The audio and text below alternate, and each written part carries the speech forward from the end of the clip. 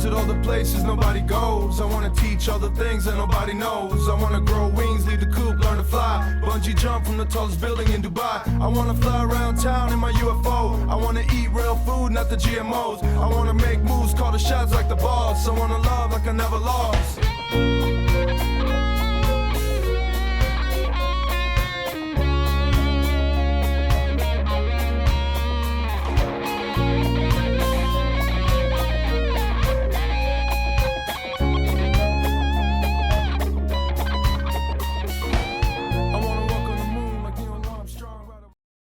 Welcome back to Desertwood Days, and I am here with Mr. Sockt DeLuzio. Welcome, Scott.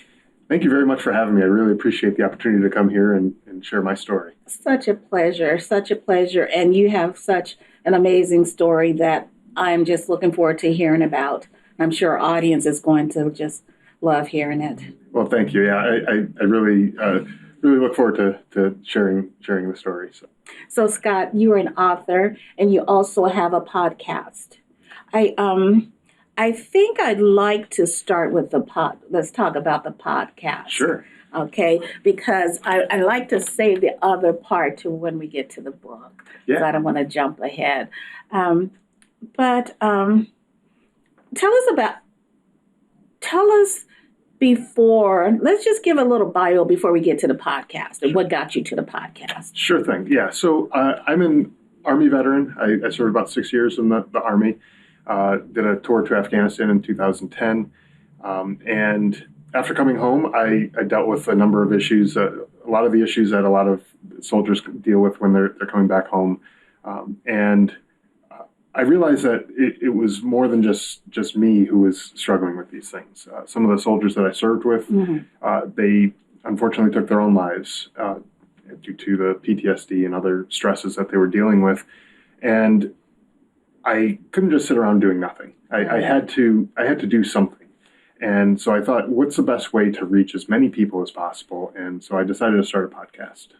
And on the podcast, which is called the Drive On Podcast, we talk to other veterans who have struggled with one thing or another, whatever they're going through, and who have inspirational stories where they've come out on the other side of whatever their struggles were in a better place. So that way, someone else who's struggling with those same type of things, they end up having some hope, someone to look up to and follow maybe almost in their footsteps and try to follow that path. And we also talk to other organizations, people from other organizations who are doing great work for veterans. There's so many nonprofits and other companies out there who are doing things for veterans, helping them find jobs, help them with alternative forms of therapy, art therapies and things like that.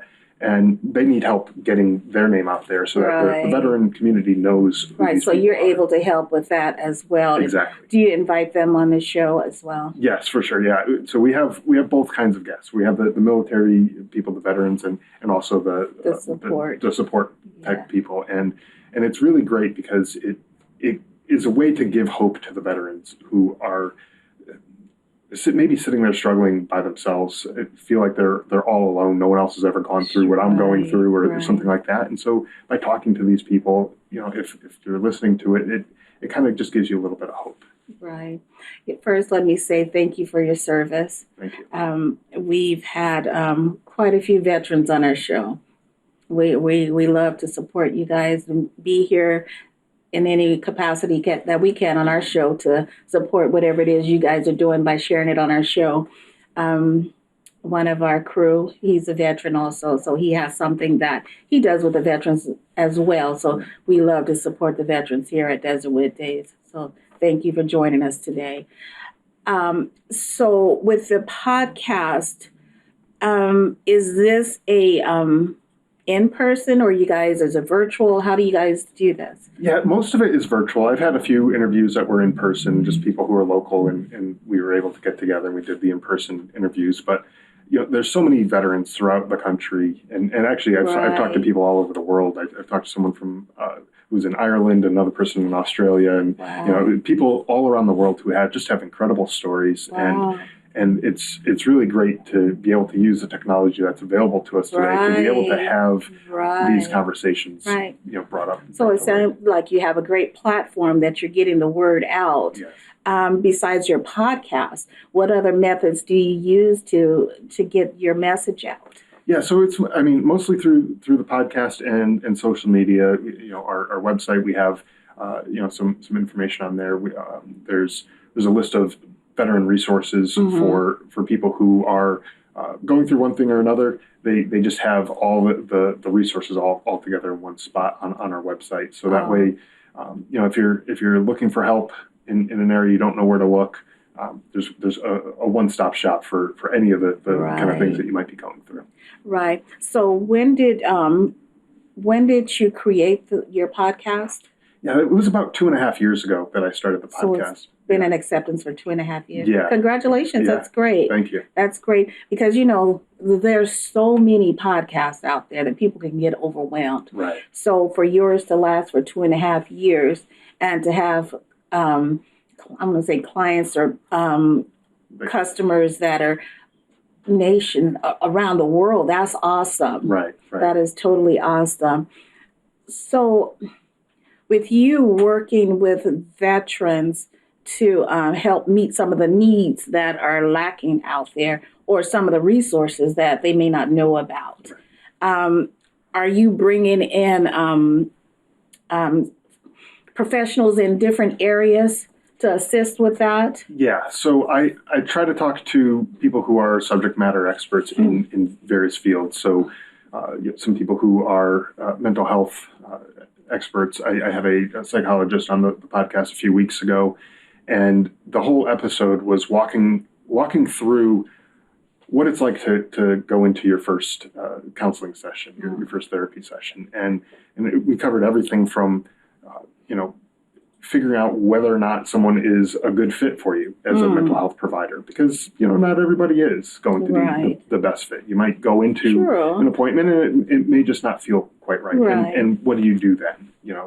Is it going to be, this is it, this is my only shot, or are there other options out there? And so we went through all of that kind of stuff and talked about what the process is from start to finish of your first few sessions and everything like that. And it just was a way to get rid of that fear of the unknown that some people might have. They may not want to pick up the phone because they don't know what's waiting for them on the other end of that phone. So that's what we're trying to do, to kind of make it a little bit less scary for people. Right.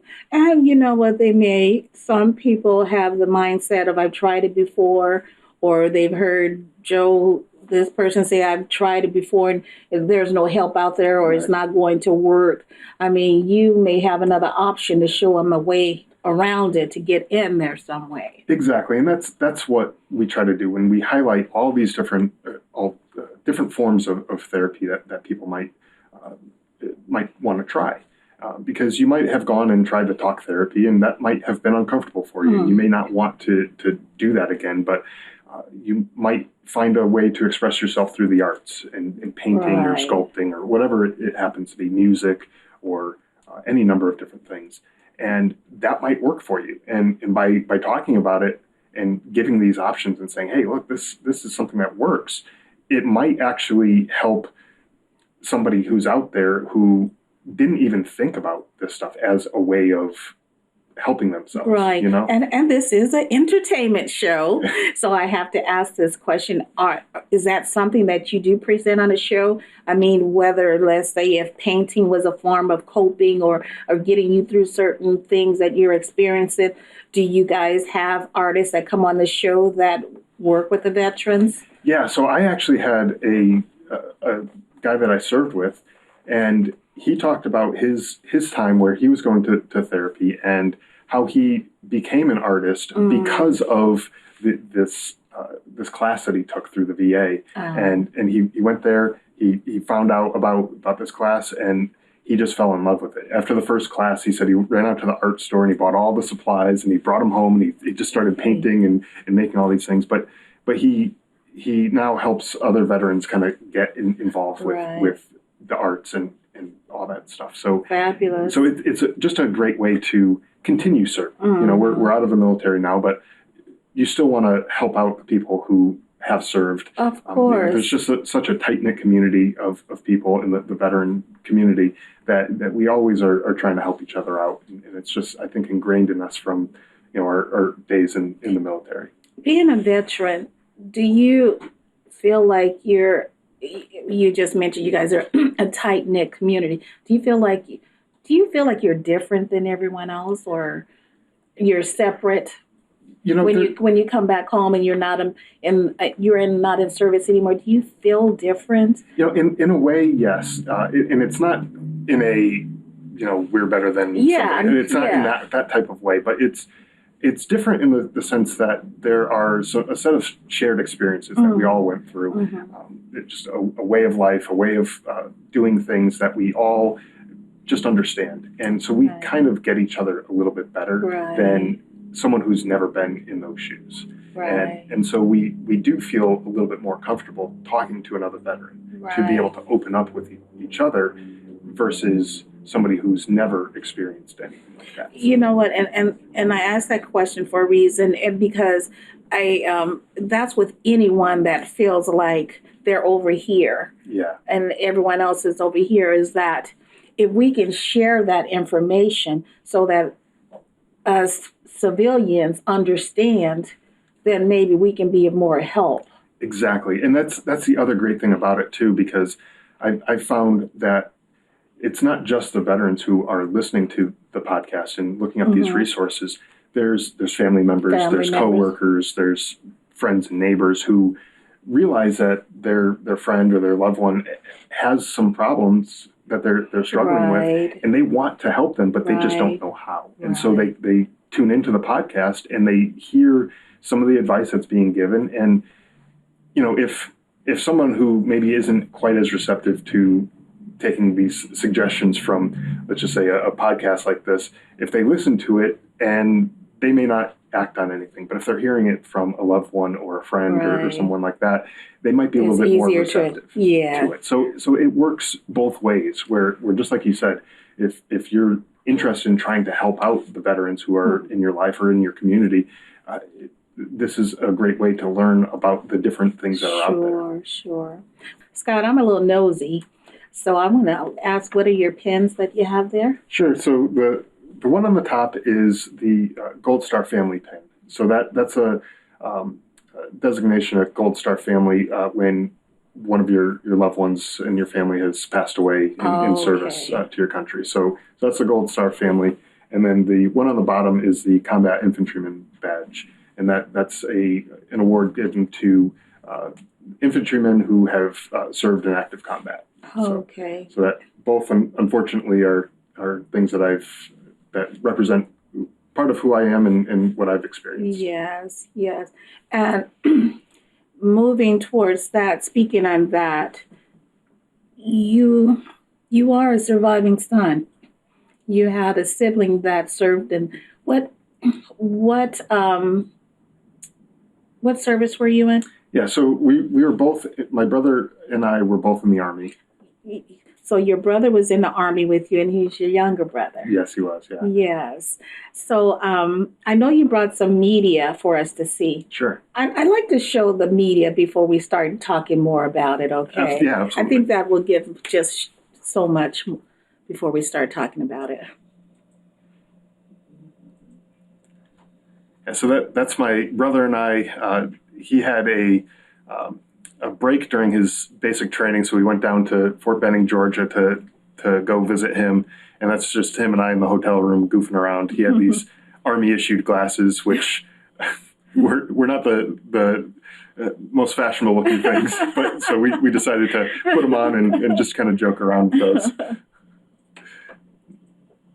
That's my brother and I at my basic training graduation. He had already deployed to Iraq. At that point, he had actually just gotten back a few days prior to this, and it was sort of a surprise for me that he was going to be there, because I wasn't sure that he actually would have been there. So it was nice to see him there.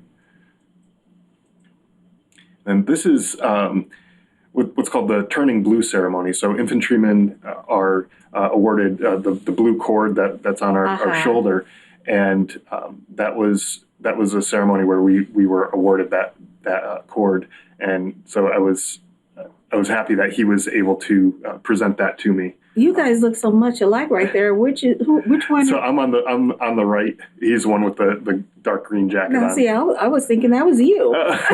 You guys look so much alike. And then this one was on a family vacation, and it was actually to Scotland, and my brother and I were just kind of hanging out in the lounge area. We're looking for something to drink out of the menu, and my parents decided to snap a picture of us, and I don't know, I think they came out pretty good. Yes, they did. And then that's the cover of my book, Surviving Son. Surviving Son. Yeah.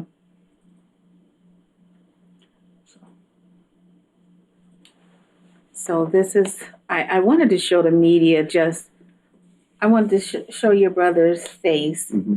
So when our audience hear you talk about him, they see his face. Right. This is where Surviving Son comes from. You're the Surviving Son. Beautiful cover. Beautiful cover. Thank you.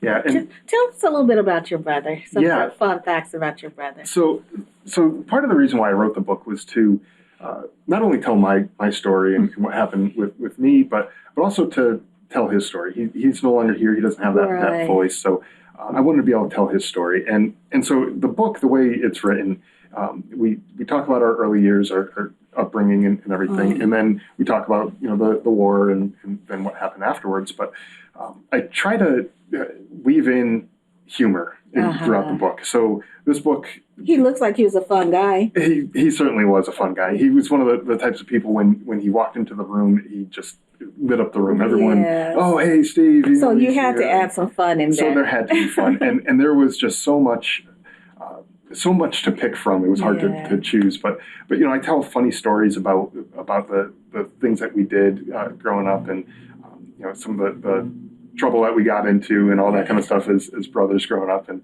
everything. And it was just a way to paint the picture of who he was. Yes. And really let the reader know, especially for the people who might read it now who've never met him. Right. A way for them to just know who he was. And so that way, when we get to the part in the book where he actually passed away, it's almost like you feel like you knew that person. You feel like you knew him. Yeah, exactly. So that's what I tried to do in the book and really paint the picture of who he was. But he was definitely a fun guy. He was the life of the party kind of guy, and liked by just about everyone. I don't think he had anybody who had anything bad to say about him. Did you do you mind if I ask your brother's first name? Yeah, Stephen. Stephen, did you and Stephen ever serve together? So he was stationed in a different unit than I was, and so we were not ever serving together. But our units fell under the same brigade, and so when we were deployed, it was the entire brigade was deployed. So in 2010, we all were deployed to Afghanistan at the same time as part of the same brigade. But we were not ever stationed in the same area or anything like that. So we were in two separate locations while we were in Afghanistan. Still, we were both in the eastern part of the country, but not close enough that we ever would have interacted with each other. Okay. May I ask, when did you lose Stephen? Yeah, so he passed away on August 22nd, 2010. Okay. And that was, again, while we were both in Afghanistan. So my unit was on a mission that day, and we were patrolling in a village. And when I found out about my brother, it was from our commanding officer told me about it, and he gave me the information. But at that point, I never even let it cross my mind that he could ever be injured or killed. Right. And so when he said that he had gotten hit, I just assumed that, oh, well, he's injured, and right. How can I help him? But what I didn't understand was that he was actually killed. And so, like anybody else, No sibling wants to think. That's... No. So when did you write your book?